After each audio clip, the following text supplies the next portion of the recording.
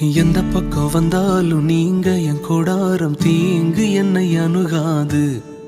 துர்ச்சன பிரவாகம் சூழ்ந்திட வந்தாலும் துளியும் என்னை நெருங்காது.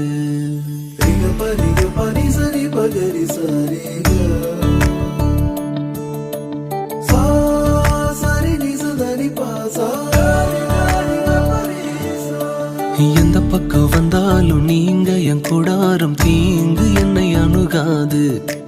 துர்ச்சன பிரவாகம் சூழ்ந்திட நின்றாலும் துளியும் என்னை நெருங்காது. சிறு வெள்ளாட்டு கிடை போல் கிடந்தே உம் நிழலில் என் தஞ்சம் கொண்டே. உயர் மலையோ சமவெளியோ இரண்டிலும் நீரே என் தேவன்.